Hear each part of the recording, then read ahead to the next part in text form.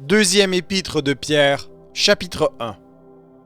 Simon-Pierre, serviteur et apôtre de Jésus-Christ, à ceux qui ont reçu en partage une foi du même prix que la nôtre, par la justice de notre Dieu et du Sauveur Jésus-Christ, que la grâce et la paix vous soient multipliées par la connaissance de Dieu et de Jésus-Christ notre Seigneur. Comme sa divine puissance nous a donné tout ce qui contribue à la vie et à la piété, au moyen de la connaissance de celui qui nous a appelés par sa propre gloire et par sa vertu, lesquels nous assurent de sa part les plus grandes et les plus précieuses promesses, afin que par elles vous deveniez participants de la nature divine, en fuyant la corruption qui existe dans le monde par la convoitise. À cause de cela même, faites tous vos efforts pour joindre à votre foi la vertu la science, à la science la tempérance, à la tempérance la patience, à la patience la piété, à la piété l'amour fraternel, à l'amour fraternel la charité. Car si ces choses sont en vous, et y sont avec abondance, elles ne vous laisseront point oisifs ni stériles pour la connaissance de notre Seigneur Jésus-Christ. Mais celui en qui ces choses ne sont point est aveugle. Il ne voit pas de loin, et il a mis en oubli la purification de ses anciens péchés. C'est pourquoi, frères, appliquez-vous d'autant plus à affermir votre vocation et votre élection, car en faisant cela, vous ne broncherez jamais. C'est ainsi en effet que l'entrée dans le royaume éternel de notre Seigneur et Sauveur Jésus-Christ vous sera pleinement accordée. Voilà pourquoi je prendrai soin de vous rappeler ces choses, bien que vous les sachiez et que vous soyez affermis dans la vérité présente. Et je regarde comme un devoir, aussi longtemps que je suis dans cette tente, de vous tenir en éveil par des avertissements, car je sais que je la quitterai subitement, ainsi que notre Seigneur Jésus-Christ me l'a fait connaître. Mais j'aurai soin qu'après mon départ, vous puissiez toujours vous souvenir de ces choses. Ce n'est pas, en effet, en suivant des fables habilement conçues, que nous vous avons fait connaître la puissance et l'avènement de notre Seigneur Jésus-Christ, mais c'est comme ayant vu sa majesté de nos propres yeux. Car il a reçu de Dieu le Père honneur et gloire, quand la gloire magnifique lui fit entendre une voix qui disait « Celui-ci est mon Fils bien-aimé, en qui j'ai mis toute mon affection. » Et nous avons entendu cette voix venant du ciel, lorsque nous étions avec lui sur la sainte montagne. Et nous tenons pour d'autant plus certaine la parole prophétique à laquelle vous faites bien de prêter attention, comme à une lampe qui brille dans un lieu obscur, jusqu'à ce que le jour vienne apparaître et que l'étoile du matin se lève dans vos cœurs, sachant tout d'abord vous-même qu'aucune prophétie de l'Écriture ne peut être un objet d'interprétation particulière. Car ce n'est pas par une volonté d'homme qu'une prophétie a jamais été apportée, mais c'est poussé par le Saint-Esprit que des hommes ont parlé de la part de Dieu. Chapitre 2. Il y a eu parmi le peuple de faux prophètes, et il y aura de même parmi vous de faux docteurs, qui introduiront des sectes pernicieuses et qui, reniant le Maître qui les a rachetés, attireront sur eux une ruine soudaine. Plusieurs les suivront dans leur dissolution, et la voix de la vérité sera calomniée à cause d'eux. Par cupidité, ils trafiqueront de vous au moyen de paroles trompeuses, eux que menace depuis longtemps la condamnation et dont la ruine ne sommeille point.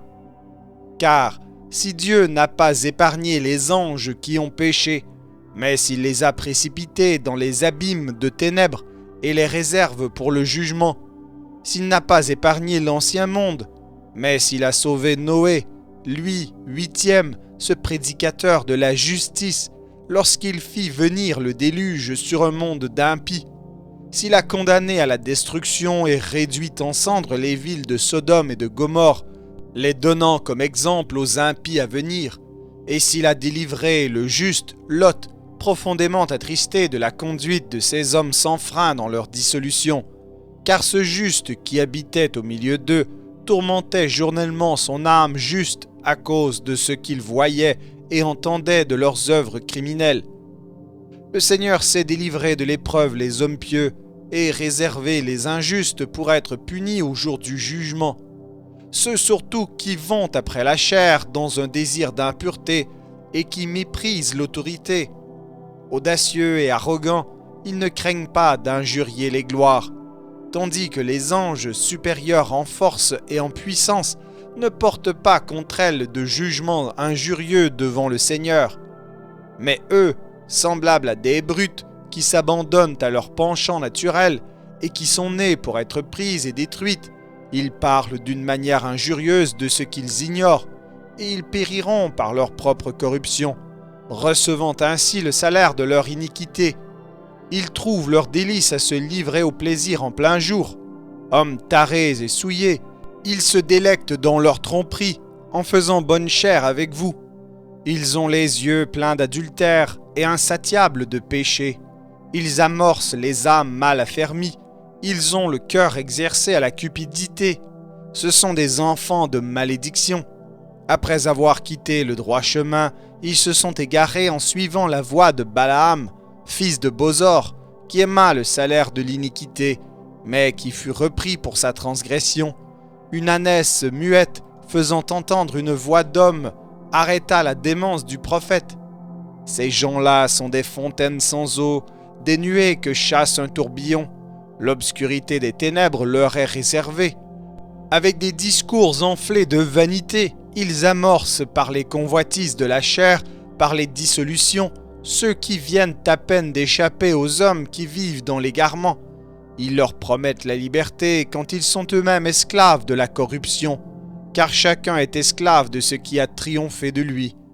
En effet, si, après s'être retirés des souillures du monde, par la connaissance du Seigneur et Sauveur Jésus-Christ, ils s'y engagent de nouveau et sont vaincus, leur dernière condition est pire que la première, car mieux valait pour eux n'avoir pas connu la voie de la justice que de se détourner, après l'avoir connu, du saint commandement qui leur avait été donné.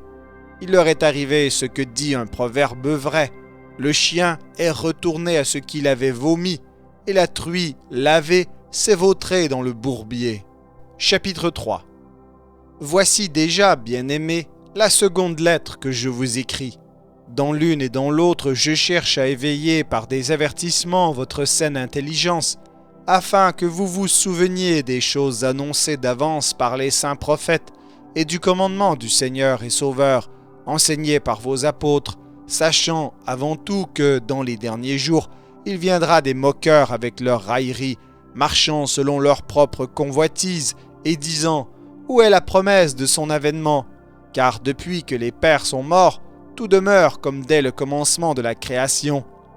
Ils veulent ignorer en effet que des cieux existèrent autrefois par la parole de Dieu, de même qu'une terre tirée de l'eau est formée au moyen de l'eau, et que par ces choses le monde d'alors périt, submergé par l'eau, tandis que par la même parole, les cieux et la terre d'à présent sont gardés et réservés pour le feu, pour le jour du jugement et de la ruine des hommes impies.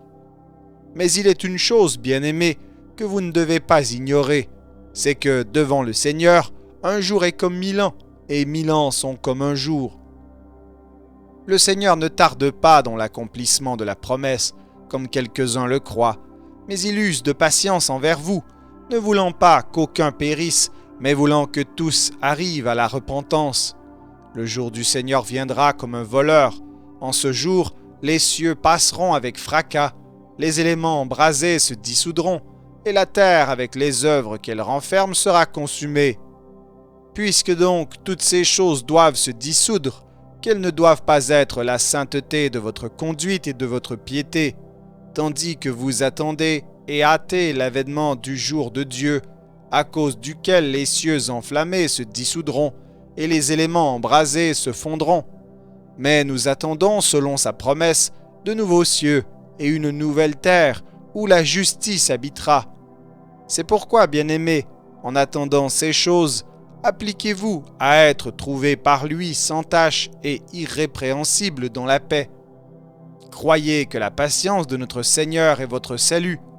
Comme notre bien-aimé frère Paul vous l'a aussi écrit selon la sagesse qui lui a été donnée.